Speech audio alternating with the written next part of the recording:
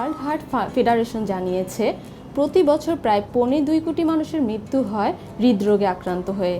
এই সংখ্যা 2030 সাল পর্যন্ত বাড়তেই থাকবে। প্রথমেই জেনে নেই হার্ট ব্লকের লক্ষণ কী কী। হৃৎপিণ্ড বেশি পরিমাণে ব্লক থাকলে বুকে ব্যথা হয়, দম নিতে কষ্ট হয়, দম ছাড়তে কষ্ট হয়। এছাড়া হাঁটার সময়, সিঁড়ি দিয়ে ওঠার সময় বুকে ব্যথা হয়, ব্যথা কমে আবার বাড়ে। গলা, কপাল, মাথা এইসব জায়গায় জ্বালাপোড়া করে, ধরফর করে। নিচের দিকে কিছু হেলে উঠানোর সময় কষ্ট হয়, খাবার হজম না হওয়ার মতো অস্বস্তি লাগে। উচ্চ রক্তচাপকে প্রায়শই সাইলেন্ট কিলার বলা হয়, কারণ এটি সাধারণ কোনো লক্ষণ থাকে না। রক্তের উচ্চমাত্রায় কোলেস্টেরল হৃৎপিণ্ডের ধমনীতে গিয়ে জমা হয়, ফলে হৃৎপিণ্ড, মস্তিষ্ক, কিডনি এবং শরীরের অন্যান্য অংশগুলোতে রক্তপ্রবাহ হ্রাস ঘটে।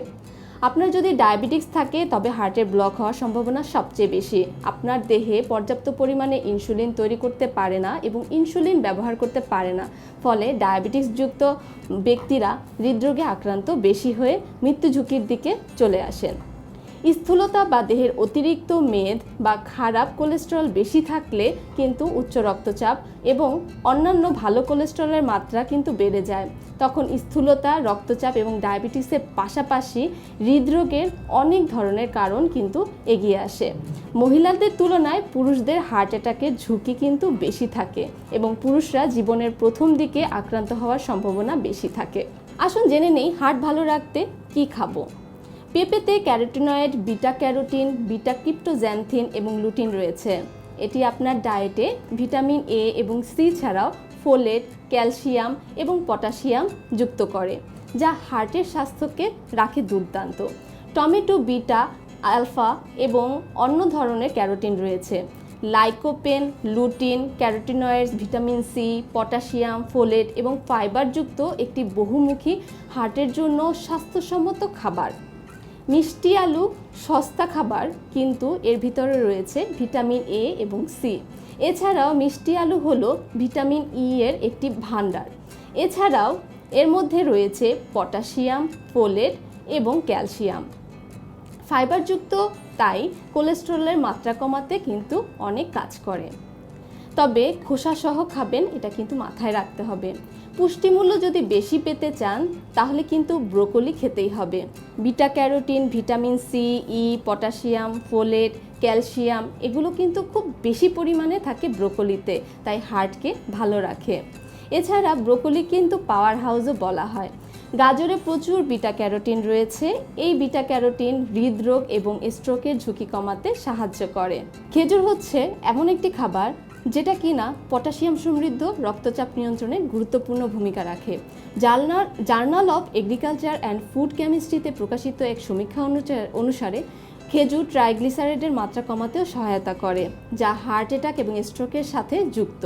খেজুরে প্রাকৃতিক চিনির পরিমাণ বেশি, তবে গ্লাইসেমিক সূচকে কম থাকে, যার ফলে তারা রক্তে শর্করা ছড়ায় না। তবে ডায়াবেটিসে আক্রান্ত হলে অবশ্যই পরামর্শ নিয়ে খেতে হবে।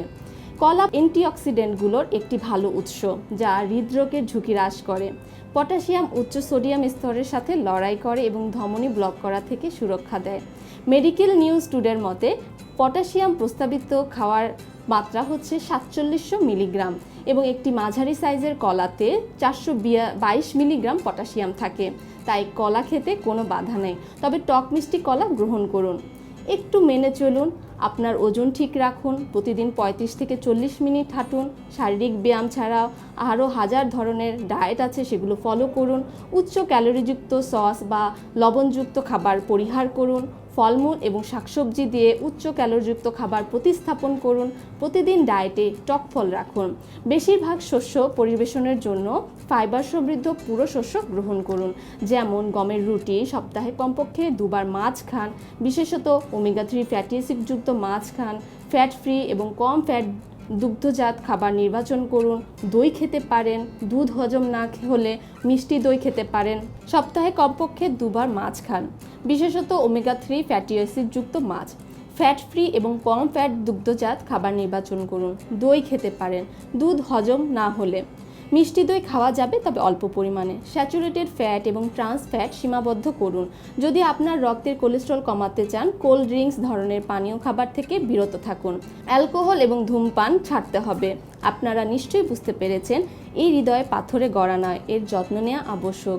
ঘুরে ফিরে একই ধরনের খাবার হলেও কোনোটির কী কাজ, কী পরিমাণ খেতে হবে তা জানতে হবে, তাই ডায়েটিশিয়ানের পরামর্শ নিন। তাই সময় থাকতে সদ্ব্যবহার করুন, সুস্থ রাখুন নিজেকে এবং পরিবারকে, কাছের মানুষকে।